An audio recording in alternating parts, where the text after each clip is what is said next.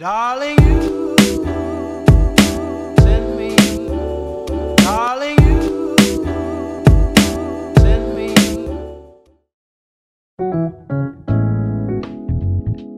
Halo semua mahasiswa yang sedang mengambil tugas akhir. Perkenalkan, nama saya Ferianto. Biasanya mahasiswa memanggil saya Pak Ferry. Mungkin saya mulai dulu dengan riwayat pendidikan saya. Jadi, saya kuliah S1 itu di tahun 2007 di Teknik Mesin ITB. Kemudian pada saat itu saya mengambil tugas akhir di bidang biomekanika dengan dosen pembimbing Pak Andi, Pak Tata Cipta, dan juga dengan Pak Sandro. Kemudian lulus di tahun 2011 dan pada saat itu saya merupakan mahasiswa fast track, jadi langsung melanjutkan S2 dan lulus di tahun 2012, tentu saja dengan dosen pembimbing yang sama, yaitu Pak Andi, Pak Tata Cipta, dan dengan Pak Sandro.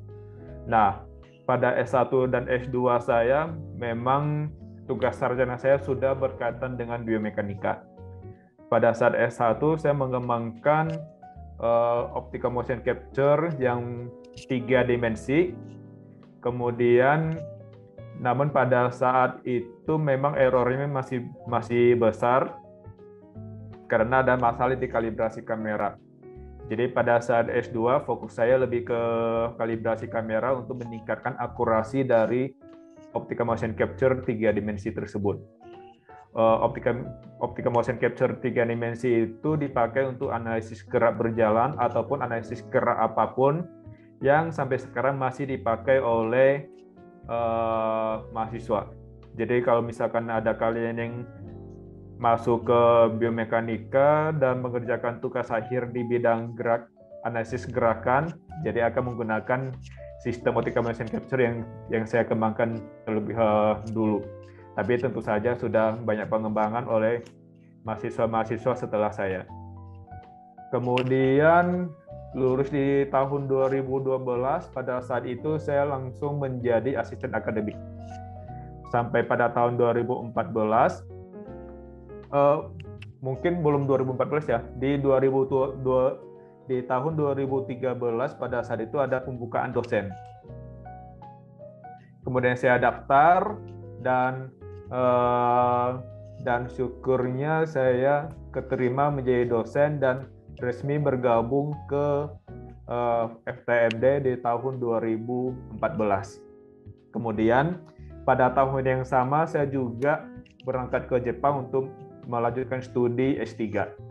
Nah, di S3 saya kuliah di Tokyo Institute of Technology dengan Profesor Nakashima.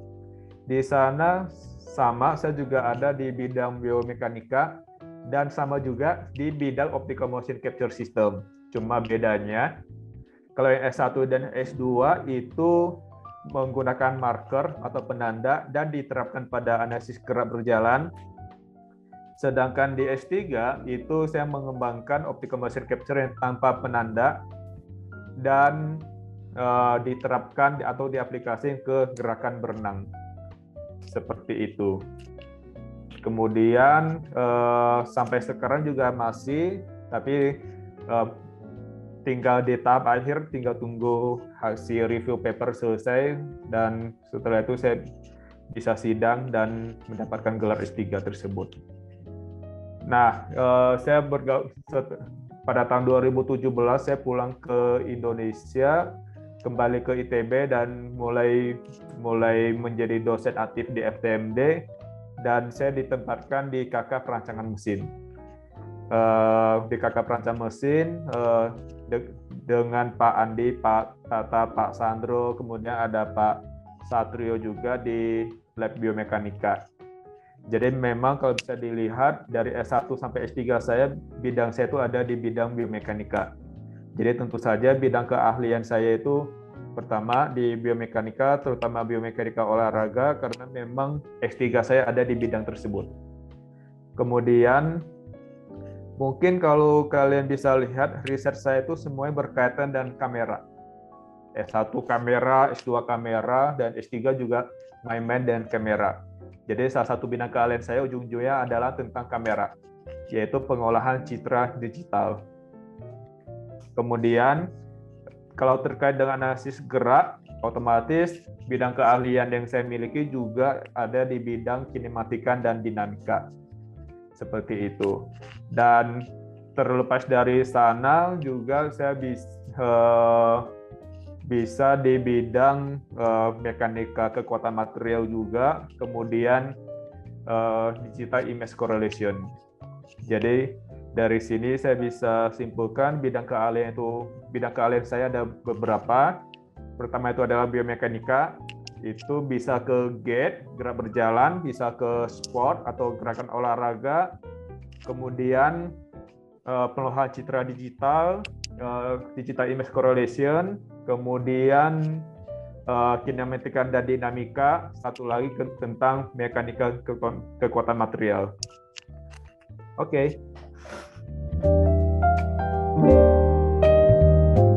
Oke, kalau mengenai riset yang sedang saya lakukan, jadi di kakak perancangan mesin, terutama lab biomekanika itu merupakan satu klaster sebenarnya.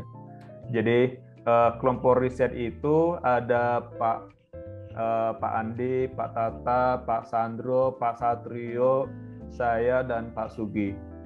Jadi memang kalau ke mahasiswa yang TA di lab biomekanika itu tidak hanya akan dibimbing oleh saya, tapi juga akan dibimbing oleh dosen-dosen biomekanika yang lain. Mengenai riset yang sedang saya lakukan, mungkin lebih tepatnya adalah riset yang sedang kami lakukan. Karena kami melakukan riset itu secara barengan, tidak ada yang personal atau pribadi. Kami melakukan riset sebenarnya ada banyak. Kalau dikelompokkan itu ada 6 bidang tentang analisis gerak dan analisis gerak berjalan dan postur.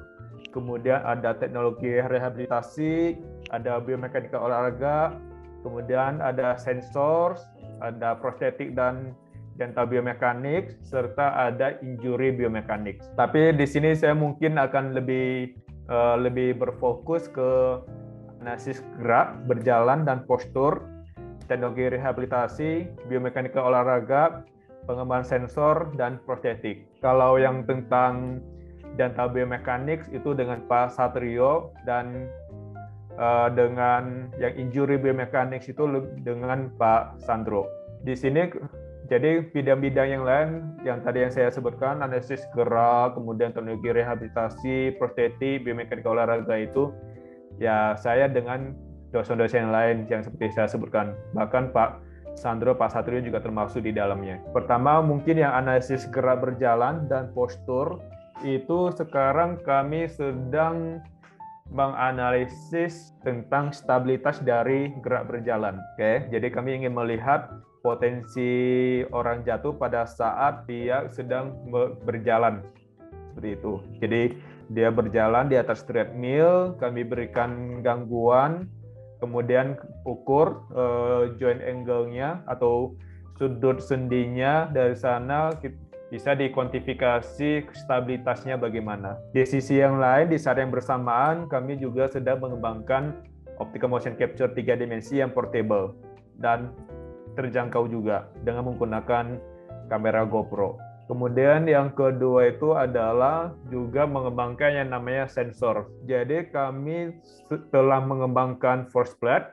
Force plate itu adalah alat untuk mengukur gaya reaksi tanah serta center of pressure. Jadi kalau kita ingin analisis gerak, otomatis kan kita butuh yang namanya kinematikanya, kemudian antropometri atau massa tubuh dan sebagainya. Dan satu lagi itu adalah gaya luar yang bekerja pada tubuh kita. Gaya luar tersebut itu dalam bentuk gaya reaksi tanah, dan titik pusat dari gaya reaksi tanah itu disebut center of pressure, dan kedua besaran itu bisa diukur menggunakan force plate. Jadi kami mengembangkan force plate, otomatis untuk mengembangkan force plate kami juga harus mengembangkan load cell, karena salah satu sensor yang dipakai di dalam force plate itu adalah load cell. Kemudian di saat sekarang juga kami mulai mengembangkan force plate yang bukan hanya untuk manusia tapi untuk tikus.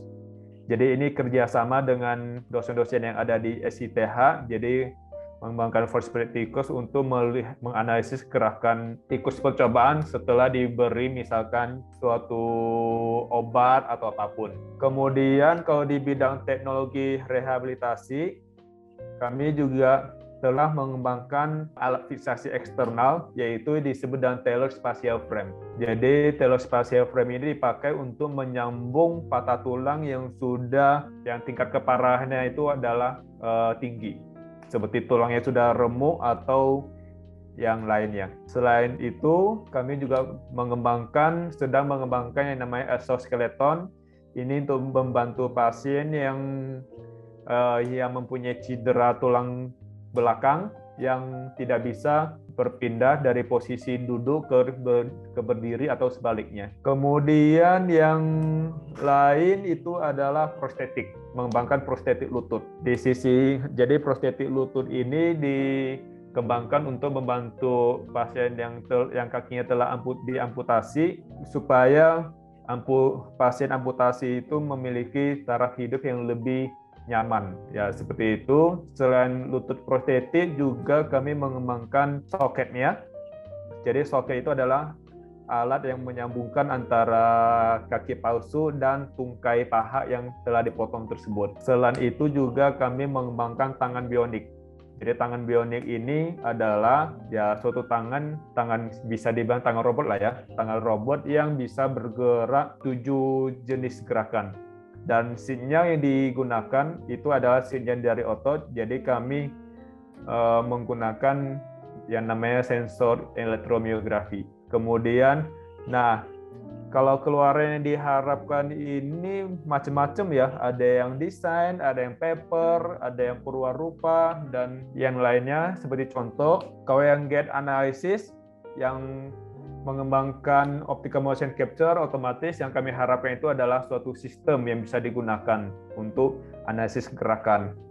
Kalau yang tentang stabilitas gerak berjalan, yang kami harapkan itu adalah paper sebenarnya. Kalau teknologi rehabilitasi, yang kami harapkan itu adalah purwarupa. Kalau biomekanika olahraga, ya bisa paper, bisa purwarupa, dan sebagainya. Kemudian kalau untuk yang sensor, yang kami harapkan itu adalah purwarupa. Sampai sekarang force plate yang kami kembangkan itu sudah digunakan untuk analisis gerakan. Jadi memang sudah jadi, tapi tentunya pasti ada pengembangan berikutnya. Kemudian saya tambahkan yang tadi yang biomekanika olahraga. Jadi selain tadi yang ada analisis gerak, ada teknologi rehabilitasi, ada sensor, ada pengembangan prostetik, juga saya bidang khususnya itu adalah biomekanika olahraga. Jadi biomekanika olahraga ini adalah ilmu biomekanika yang diterapkan pada gerakan olahraga. Dan kemudian olahraga apa yang kami pelajari itu ada berbagai jenis ya. Ada bulu tangkis, ada sepatu bola, ada gerak berlari, ada angkat besi. Kalau yang bulu tangkis, kemarin ada mahasiswa saya yang mempelajari gerakan smash pada olahraga bulu tangkis. Kemudian untuk sepak bola itu untuk mempelajari perbedaan tonjolan di dalam sepatu sepak bola di luarnya ya, yang dinamakan dengan stud terhadap biomekanika. Kemudian tentang gerakan berlari ini juga sudah, dan satunya lagi tentang angkat besi. Jadi sebenarnya riset yang akan dilakukan itu adalah kelanjutan dari analisis yang sedang dilakukan. Seperti contoh, tadi saya jelaskan ada analisis gerak berjalan, yaitu tentang menganalisis stabilitas dari gerak berjalan. Nah, itu akan dilanjutkan lagi karena memang masih banyak sekali aspek-aspek yang bisa dieksplor di bidang gait stabilitas. Seperti itu. Misalkan seperti orang berjalan, kemudian dengan perbedaan umur diberi gangguan, nanti apa yang akan terjadi, seperti itu.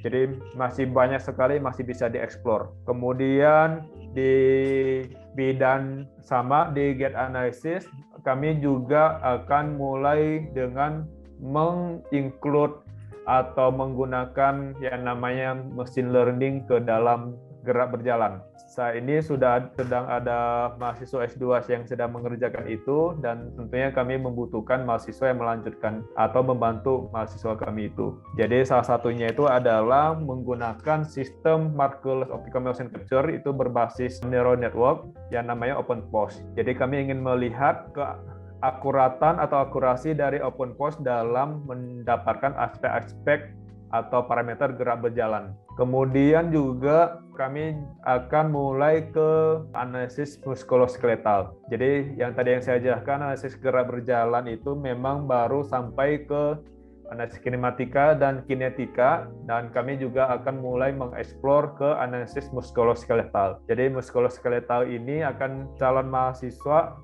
yang ambil di biomekanik akan eksplor dengan menggunakan software OpenSim, dan kemudian otomatis nanti akan divalidasi menggunakan EMG atau elektromiografi, yaitu sensor atau alat untuk mengukur aktivitas otot. Kemudian juga di bidang pengembangan sensor, pada saat ini di bidang biomekanik sedang hot yang namanya penggunaan IMU, Inertia Measurement Unit, dalam mendapatkan parameter-parameter biomekanika pada saat analisis gerakan. IMU ini sebenarnya terdiri dari 3 alat lagi yang kita sudah umum mendengarkannya di bidang mesin, yaitu ada accelerometer, ada magnetometer, kemudian ada giroskop. Jadi ketiga alat ini digabungkan itu nanti bisa mendapatkan parameter gerakan pada saat analisis gerak.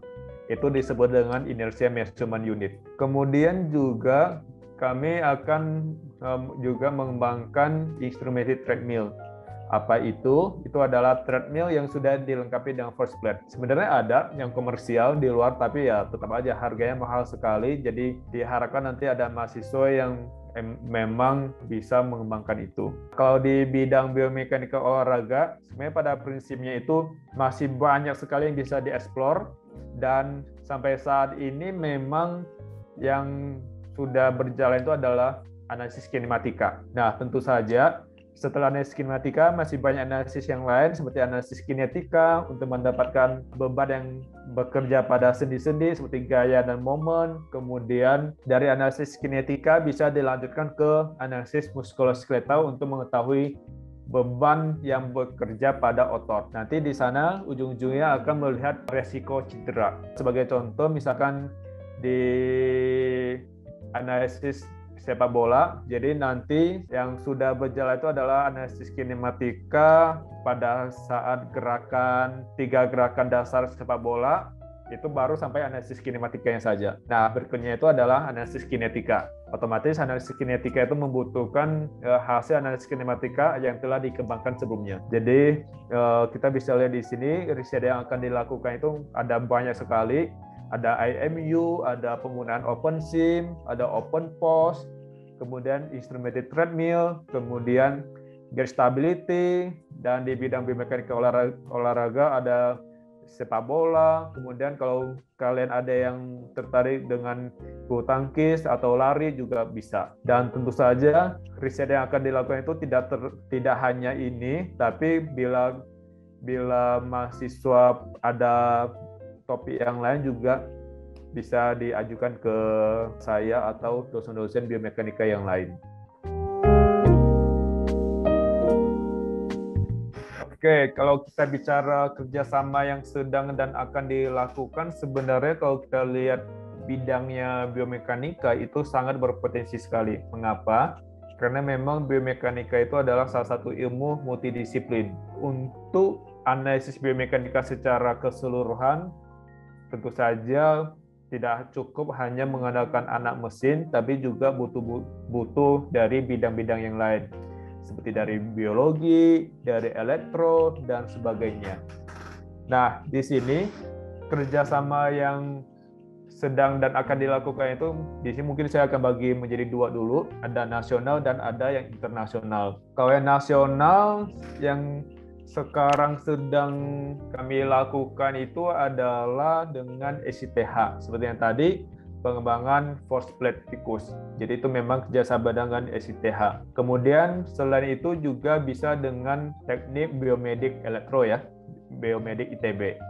Karena memang antara biomedik dan biomekanik itu sebenarnya dekat. Kemudian bisa juga dengan kakak keolahragaan Sekolah Farmasi ITB. Nah, kalau yang dari luar ITB itu kemarin sempat mau menjalin kerjasama dengan UPI. Jadi di UPI itu ada Fakultas FPOK, Fakultas Pendidikan Olahraga dan Kesehatan. Jadi bisa kerjasama dengan UPI juga. Pada saat itu saya dan satu profesor di FPOK itu ingin mengembangkan force plate. Dan juga setahu saya teman-teman di HMM juga banyak proyek di UPI yang mengembangkan force plate untuk gerakan mendayung. Jadi memang banyak kerjasama dengan UPI. Nah, kalau di luar universitas juga ada kerjasama dengan RSON, Rumah Sakit Olahraga Nasional. Ya, namanya juga Rumah Sakit Olahraga Nasional. Jadi memang kerjasama di bidang biomekanika olahraga. Pada 2 tahun yang lalu, kalau saya tidak lupa, kemarin untuk analisis angkat besi itu memang kerjasama antar kakak keolahragaan Sekolah Farmasi ITB dan juga Rumah Sakit Olahraga Nasional. Kemudian dalam waktu dekat kemarin itu kami juga menjalin kerjasama dengan sepatu dan industri sepatu dalam negeri yaitu Brodo. Jadi memang kami tim riset biomekanika dan Brodo ingin mengembangkan sepatu yang nyaman untuk kaki orang Indonesia dan tentu saja buatan dalam negeri. Nah, kalau yang internasional ada beberapa